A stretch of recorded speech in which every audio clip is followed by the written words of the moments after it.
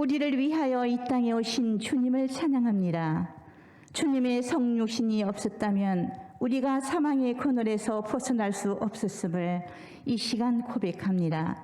우리들을 긍휼히 여기사 영생을 주시기 위하여 이 땅에 오신 주님을 찬양합니다. 하늘의 높은 보좌를 버리시고 베들레헴 마구간에 오신 주님, 주님의 큰 사랑이 우리들을 구원하였음을 믿습니다. 임마누엘로 우리에게 임하셔서 하나님 아버지의 손길을 친히 보이신 것을 감사합니다. 주님의 그 낮아지심으로 저희들이 새 생명을 얻었음을 하나님 아버지께 찬양과 감사를 올려드립니다. 예수 그리스도의 강림에 감사할 줄 모르고 죄인의 속성을 벗지 못함을 용서하여 주시고 주님의 사랑을 늘 체험하면서도 주님을 욕되게 하는 삶을 살아온 저희들을 용서하여 주시옵고 이 시간 주님의 은혜를 저버린 것을 회개하오니 용서하여 주옵소서. 회개에 합당한 열매가 맺히게 하시고 주님의 나라를 유업으로 받는 저희들이 되게 하여 주옵소서. 22년을 시작한 지 엊그제 같은데 벌써 12월 셋째 주를 맞이하게 되었습니다. 올 연소의 생 기억들을 잘 마무리하게 하시고 내 내면의 속에 내가 주인이 아니라 주님이 주인 되셔서 저희들 마음까지도 주장하여 주옵소서. 사람이 볼 때나 하나님 보시기에도 기뻐하심 만한 올바른 신앙의 모습이 될 수 있도록 인도하여 주시옵고 사랑의 열매, 봉사의 열매, 섬김의 열매, 충성의 열매, 헌신의 열매들을 가득히 맺히게 하셔서 주님의 오심을 진정으로 축복드릴 수 있는 저희들이 되게 하여 주옵소서. 믿는 자로서 교회 안에서만 주님의 뜻을 본받아 산다고 외치고 다짐하는 주의 백성들이 세지 않게 하시고 선한 사마리아 사람처럼 고통당하는 이웃에게 진정한 이웃으로 다가갈 수 있는 주님의 귀한 백성들이 되게 하여 주옵소서. 이번 성탄절은 하늘의 영광 보좌를 버리시고 죄의 고통을 받는 백성들을 위하여 구원하시기 위하여 성육신하신 주님의 사랑을 곳곳에 스며드는 기쁜 성탄절 되게 하여 주옵소서. 지금 온 세상은 코로나19로 인하여 고통받으며 힘든 삶을 살아가고 있는 백성들에게 이 질병을 통하여 하나님 아버지의 뜻이 무엇인지 깨달음과 회개의 영을 불어넣어 주옵소서. 참된 진리 가운데서 자유케 되기를 원합니다. 또한 슬픔에 잠긴 자들을 돌아보게 하시고 어려움을 당하는 형제에게나 내 주의 이웃들에게 사랑을 베푸는 교회들이 많아지게 하시고 소망의 문을 열어주시기를 원합니다. 천국의 참 소망을 가지고 살아가는 참 기쁨을 알게 하여 주옵소서. 능력의 하나님, 하루속히 코로나19가 종결되게 하시고 신령과 진정으로 아버지께 올려드리는 예배가 하루속히 회복되게 하옵소서. 깨어 기도하게 하시고 이 질병을 통하여 호감의 세력에 저희들이 넘어지는 눈을 범치 않게 하시고 이 고난들이 유익되게 하시며 축복이 되게 하옵소서. 여호와 라파 치료자가 되신 아버지 하나님, 이 시간 병든 성도님들 위해 기도합니다. 원치 않는 병과 질병으로 고생하시는 노 근사님, 집사님, 성도님들을 위로하시고 아픈 부분마다 성령님의 능력의 손으로 어루만져 주시사 회복의 은혜를 더하여 주옵소서. 강영기 집사님을 위해 기도합니다. 조금씩 나음의 회복을 주신 은혜에 감사합니다. 강영기 집사님을 통해 하나님 뜻 드러내시길 소망합니다. 하루하루 빠른 회복 있게 하시고 김윤아 집사님 가정과 직장일로 강 집사님의 간병으로 지친 딸에게 주님 항상 함께 하시고 위로하여 주옵소서. 기도로 후원하는 총회 선교사 자녀 사역위원회와 사랑한국교회 김성민 목사님 위에 함께하여 주시고 멀리 해외에서 선교하시는 선교사님 위에 기도합니다. 인도에서 변주호, 주형화, 러시아에서 최영모, 박경희 선교사님, 그들에게 주님 말씀을 붙들고 맺을 때마다 성령님께서 역사하여 주시사 모 심령들이 변화되어 영적 결실의 열매들이 많이 맺어지게 하시고 어렵고 열악한 환경 가운데서도 희망의 복음을 주를 놓지 않고 천국 복음 전하는 선교사님과 가정 위에 하나님의 은총이 함께하여 주옵소서. 이 시간 말씀을 받겠습니다. 귀한 말씀 준비하여 다녀오신 이은혜 목사님께 성령님께서 함께 하시사 그 입술로 통하여 전해지는 말씀이 우리들 심령에 울리게 하시고 마음밭에 떨어져 좋은 은혜의 열매, 성령의 열매들이 맺어지게 하시고 그 말씀으로 저희들의 영육이 강건하여 져서 새 힘과 소망을 갖게 되는 은혜의 살이 되게 하옵소서. 이 예배를 온전히 하나님 아버지께 올려드립니다. 홀로 영광 받아 주시옵고 우리를 죄와 사망의 권세에서 구원하여 주신 예수 그리스도의 이름으로 기도합니다. 아멘. 오늘 하나님께서 우리에게 주시는 말씀은 마태복음 1장 5절에서 6절 그리고 17절 그리고 룻기 1장 16절입니다. 다 같이 한 목소리로 읽으시겠습니다. 살몬은 라합에게서 보아스를 낳고 보아스는 룻에게서 오벳을 낳고 오벳은 이새를 낳고 이새는 다윗 왕을 낳으니라.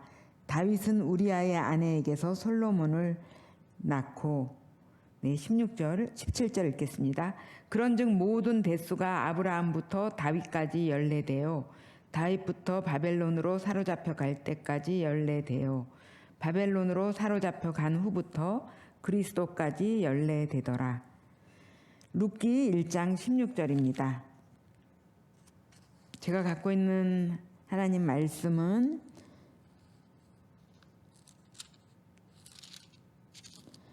(403쪽입니다)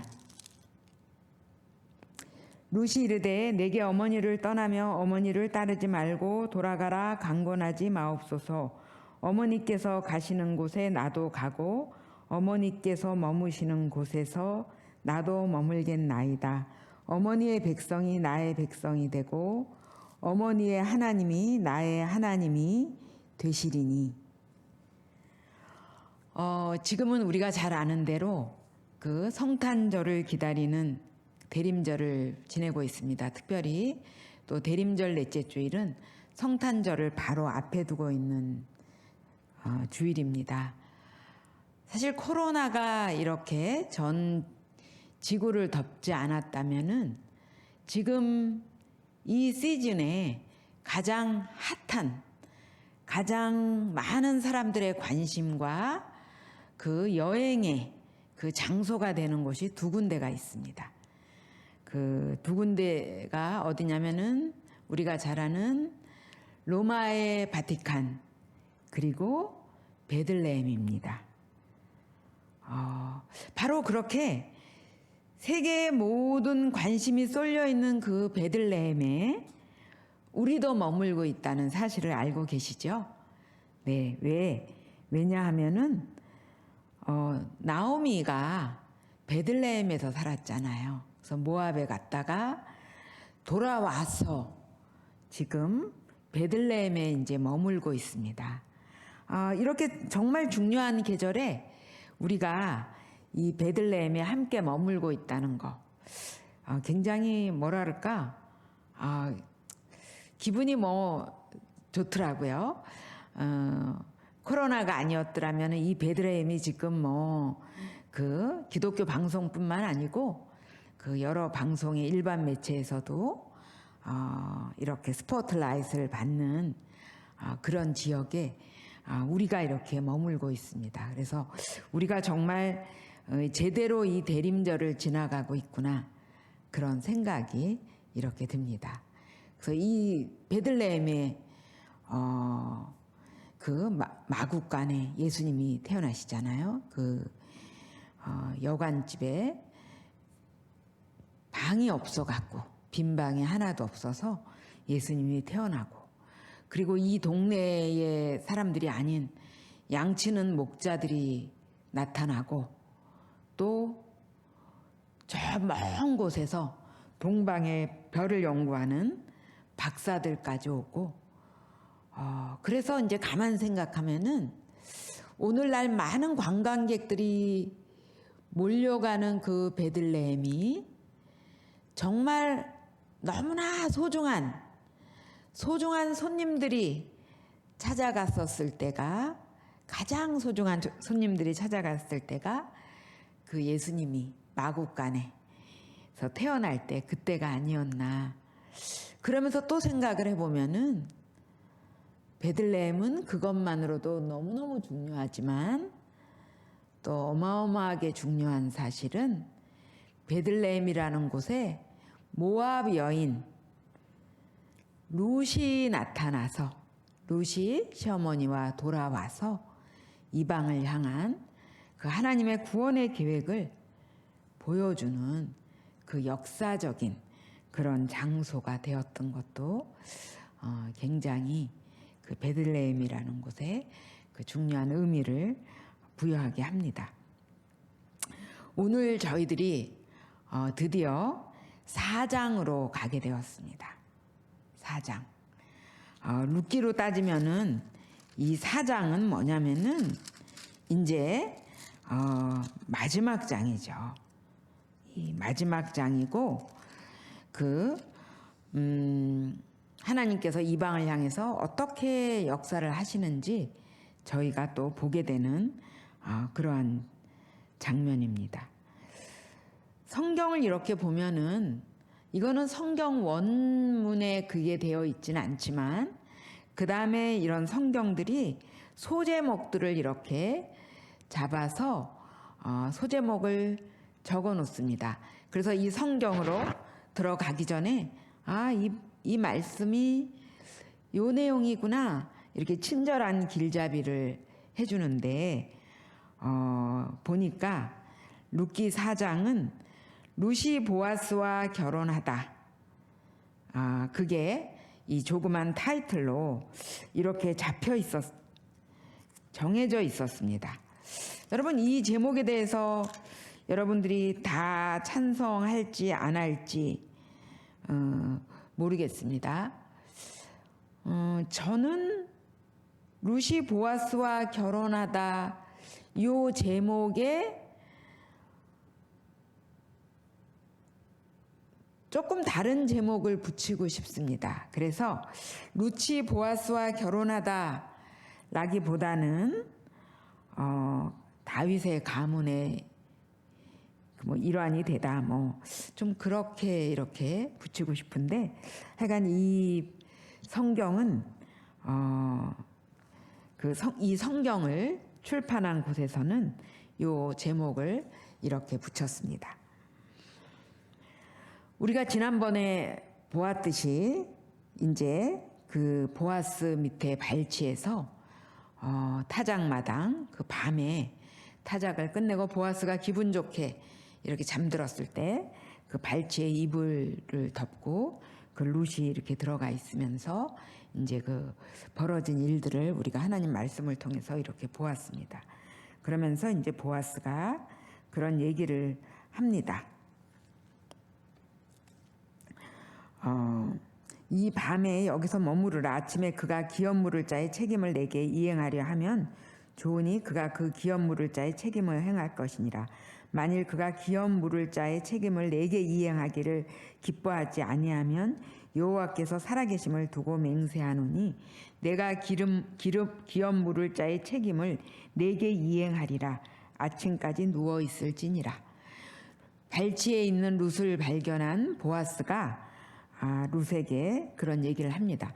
단지 보아스가 이렇게 얘기했다면 내가 오늘 가서 그 기업 물을 자에게 기업을 물을 것인지 묻겠다. 그랬다면 룻과 나오미는 굉장히 초조했을 것 같습니다. 그런데 보아스는 만약에 그가 1순위인 그가 기업을 물지 않는다고 한다면은 그 다음 순서는 나다. 내가 그 기업을 물을 것이다.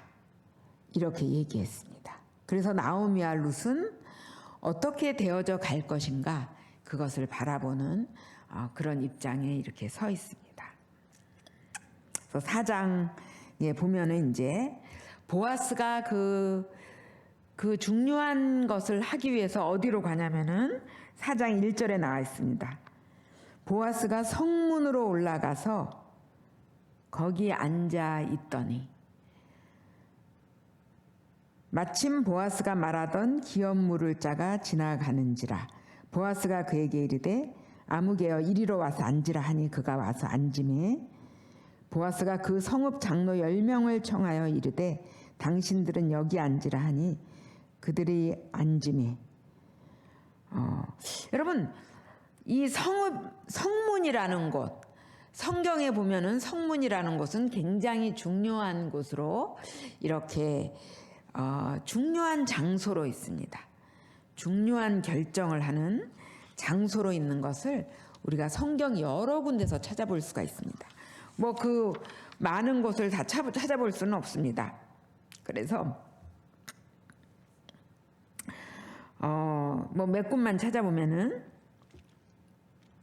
신명기 22장 15절 모세가 장로들과 함께 그런 중대사를 결정하는 그런 것들을 보게 됩니다. 그 장소가 뭐냐면은 성문에서 모여서 성문에 올라가서 이렇게 그 성문에서 그 중대한 결정을 장로들과 함께 결정하는 것을 이렇게 보게 됩니다. 그래서 보면은 이 성문이라는 곳이 그 장로들이 뭐냐면은 백성의 대표자들이잖아요.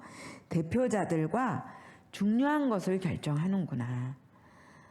성문의 모든 백성들이 다 모일 수는 없죠. 그래서 중요한 백성의 대표자인 장로들과 중요한 결정을 하는 곳으로 신명기 22장에 나타나고 있습니다.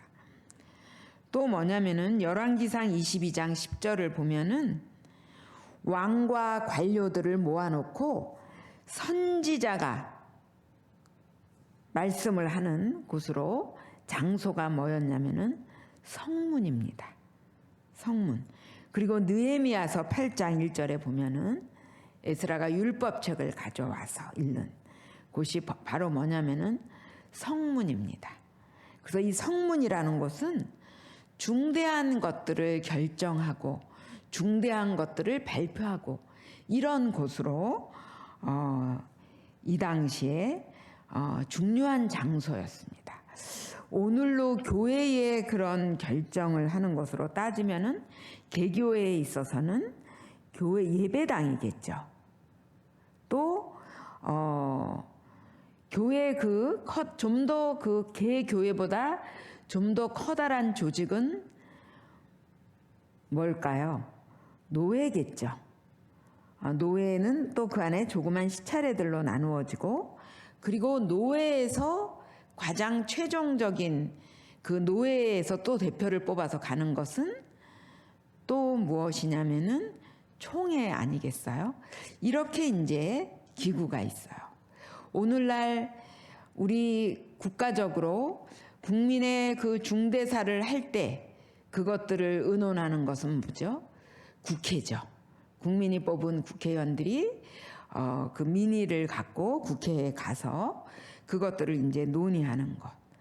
그래서 성문이라는 곳이 그 당시에 굉장히 중요한 결정, 한 개인의 결정이 아니고 이 공동체가 다 알고 인정해야 되고 또 그것을 공포해야 되는 그러한 것들을 결정하는 곳이 이 성문이었다는 것을 알게 됩니다. 보아스가 그래서 이 기업 물을 자의 집을 다 알지요. 서로가 다 같은 베들레헴에서 그 집으로 개인적으로 가지 않았어요. 개인적으로 당신 기업을 물을 거냐, 나오민의 기업을 물을 거냐 이렇게 묻지 않았어요. 어디서 앉았냐면은 성문에 앉았던 거죠. 그랬더니 성문으로 이제 이 기업 물을 자가 첫 번째 1순위인 기업 물을 자가 이렇게 지나가게 됩니다. 그래서 보아스가 그 사람이 마침 지나가니까 이리 와라. 굉장히 중요한 게 있다. 그래? 그래 와서 얘기해봐.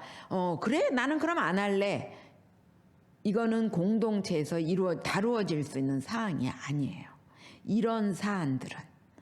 그래서 장로들 10명을 청하여서 증인으로 앉으라고 하고 이제 우리가 지금 어떠한 일을 하려고 하냐면은 나오미가 우리 형제 엘리멜렉의 소유지를 팔려고 하는데 우리가 기업물을 자다. 이 친구는 1순위고 나는 2순위다. 그래서 우리가 지금 결정을 하려고 하는데 이것은 기업을 물은다는 것은 한 공동체의 전체에 속해져 있는 사안이기 때문에 장로들의 그런 어떤 함께해서 그 결정을 해줘야 되기 때문에 우리가 당신들을 초청했다. 그리고 이제 이 결정을 하게 됩니다.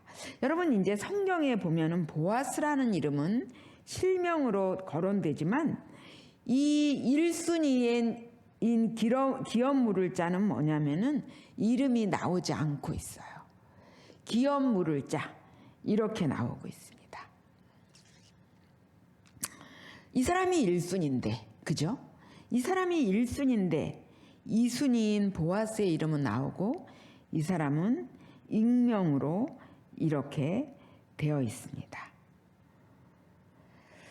10명의 장로를 모아놓고 아마 10명이라는 그 숫자가 어떤 의사를 결정하는 데 있어서 이스라엘 공동체에서 그 최소한의 그런 최소한 이 명수는 있어야 된다. 그 명수가 아니었나 이런 생각을 해보게 됩니다. 우리 성경에 보면은 10명이라는 숫자가 나오는데 여러분 우리 창세기에 보면은 아브라함이 그죠? 롯을 살리기 위해서 그죠? 롯을 살리기 위해서 하나님이 그 소돔과 고모라에 불을 내리시고 그러려고 할 때 하나님 거기 있는 의인은 그럼 어떻게 하시겠습니까? 막 의인 뭐 얼마면 20명은요 20명만 있어도요. 그리고 최종적으로 얘기하는 건 뭐죠? 10명만 있다면요 10명만 있어도 내가 살린다. 10명 있을까? 5명이요 5명은 얘기하지 않아요. 10명까지 얘기하는 걸 보면은 그 이스라엘 공동체 사람들한테 어떤 중요한 것을 해야 될 때 그 아주 미니멈 가장 최하로 명수를 얘기할 수 있는 게 10명이 아니었나 싶습니다. 그래서 성경에 보면은 이 10명이라는 것이 이렇게 많이 나옵니다. 우리 그 사사기 6장 27절에 보면은 기드온에게 그 아비집에 천사가 아비집에 그 바알과 아세라 산 거 다 부숴버리라 그러잖아요. 아비와 친족의 그러니까 조생 대대로 있는 그 우상이잖아요. 기드온이 혼자 가기가 겁나죠.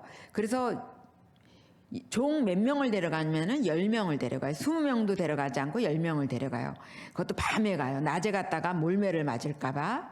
그리고 더 많이 못 데려가는 건 큰 몸체로 움직이다가는 걸릴까봐 그랬을 것 같아요. 그러면서도 가장 이 숫자는 꼭 있어야 돼. 그러면서 데려간 게 10명이었다는 생각이 돼요. 성경에 보면은 이 10명이라는 그 압살롬을 쳐 죽일 때도 그 요압의 그런 어떤 무기를 갖고 있는 자들 10명이 가서 압살롬을 그 나무 위에 달려있는 압살롬을 죽이잖아요. 그러니까 혼자서 죽인다는 건 너무 찝찝하잖아요. 함께 책임을 한다면은 10명, 최소한 10명. 10명이라는 게 그냥 10명이 앉힌 게 아니고 이스라엘 공동체가 어떤 중요한 결정을 할 때, 중요한 일을 할 때 최소한의 명수가 아니었을까. 그래서 성경, 제가 뭐 그 10명 찾다가는 뭐 오늘 한 번으로도 부족하죠. 그래서 그 10명이라는 숫자가 이렇게 많이 나온 것이 아닐까. 그런 생각이 성경에 듭니다. 그러면서 이제 이 장로를 초대했어요. 장로가 누구냐? 장로가 누구냐? 출애굽에 보면은 출애굽 19장 7절에 보면은 백성의 대표죠. 백성의 대표고, 사무엘아 보면은 다윗을 임금으로 세우기 위해서 협상하는 그런 대표도 장로였어요. 정치적인 협상을 하는 그런 자들이었어요. 그리고 또 뭐냐면은 이스라엘 하나님이 10번째 재앙을 내릴 때 그 문설주의 어린 양의 피를 바르라는 그런 특명을 내릴 때 모세가 장로들을 불러서 이 명령을 하달하게 해요. 장로들이 그런 대표성이 갖고 있는 거죠. 그래서 이러한 것들을 보면은 장로들이라는 직책은 뭐였냐면은 어떤 왕을 세우는 것에 있어서의 정치적인 교섭에도 참여하는 자였고, 또 우리 여호수아에서 보면은 아이성을 점령할 때 장로들도 전쟁에 참여해요. 전쟁에 참여하는 자, 그리고 또 백성을 대표하는 자, 백성을 대표해서 국가적인 그런 속죄 자리에 그 대표로 참여하는 자, 이런 여러 가지 대표성이 이런 장로에게 있습니다.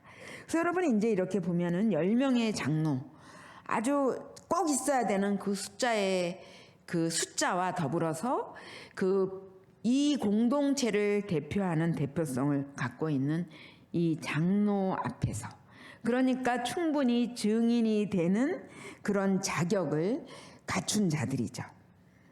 그들 앞에서 보아스가 물어봅니다. 내가 여기 앉은 이들과 내 백성의 장로들 앞에서 그것을 사라고 내게 말하여 알게 하려 하였노라. 만일 내가 물으려면 물으려니와 만일 내가 물으지 아니하려거든 내게 고하여 알게 하라. 내 다음은 나요. 그 외에는 물을 자가 없느니라. 이렇게 얘기하게 됩니다.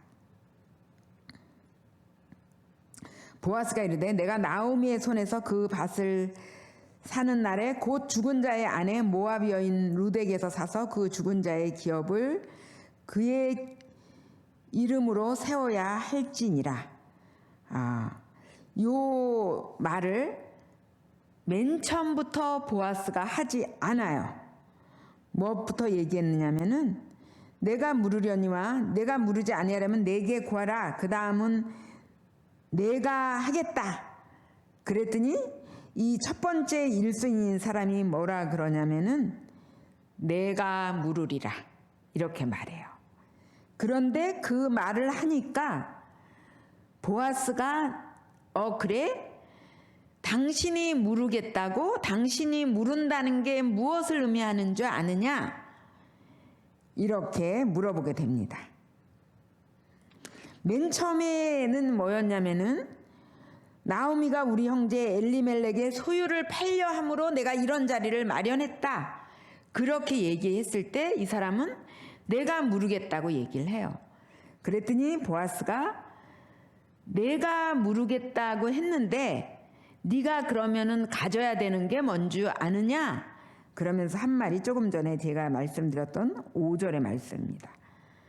내가 나오미의 손에서 그 밭을 사는 날에 곧 죽은 자의 아내 모압 여인 루덱에서 사서 그 죽은 자의 기업을 그의 이름으로 세워야 할지니라 하니, 결국은 뭐냐면은 루덱에서 사서, 그러니까 나오미에게서 그것을 사는 것이 의미하는 것은 바로 나오미의 소생인 그 아들이 죽었기 때문에 그 며느리가 있고, 나오미가 그것을 그 며느리에게, 그 아들에게 주었다면 그것은 그 아들의 며느리가 그것을 갖고 있고, 그 얘기를 구체적으로 하게 됩니다.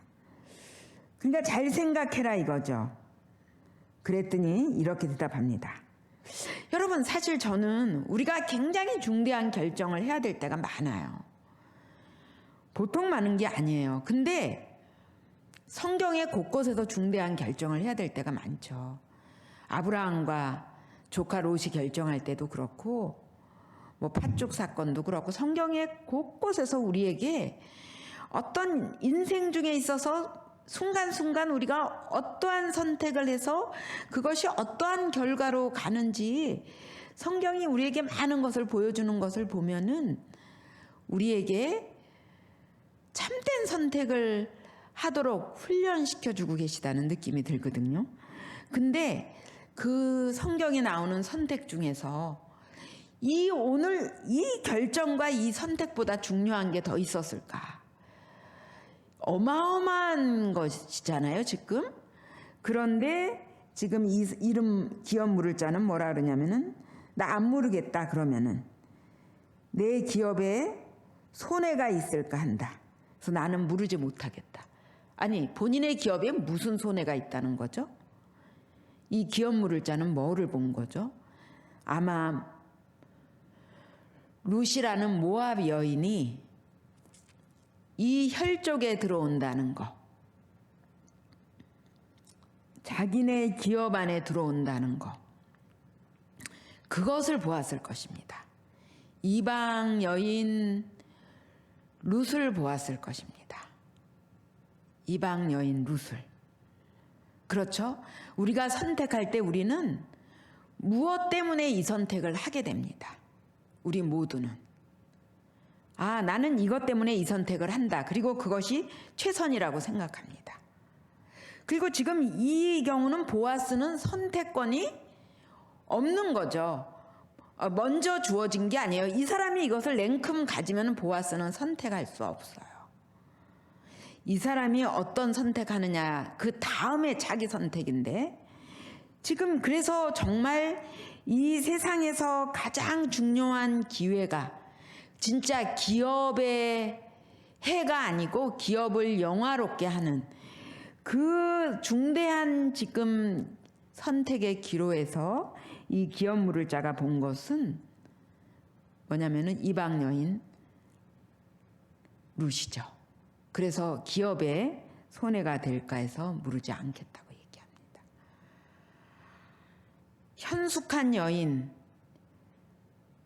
그 어미에게, 시어머니에게 한 일과 그 모든 것을 기억하면서 그 여인을 바라보는 보아스와, 그래서 모압이라는 그 이방이라는 그 여인이 갖고 있는 핸디캡이 될 수 있는 그것보다 더한 것은 한 인간으로서 그 어머니를 공개하고자 하는 그 현숙한 여인을 바라보는 이 룻. 이것이 무엇을 바라보느냐의 것이 이 선택을 좌우하게 했습니다. 우리 인생 중에도 선택의 중요한 기로에 설 때가 많습니다. 오늘 본문 말씀은 오늘 우리에게 우리가 인생의 기로에서 어떠한 것을 바라보면서 어떤 선택을 해야 되는지 그것을 우리에게 가르쳐주고 있습니다. 성도 여러분, 우리가 선택의 기로에서 귀한 것을 선택할 수 있는 그런 저희들이 되시기를 바랍니다. 다 같이 기도하시겠습니다.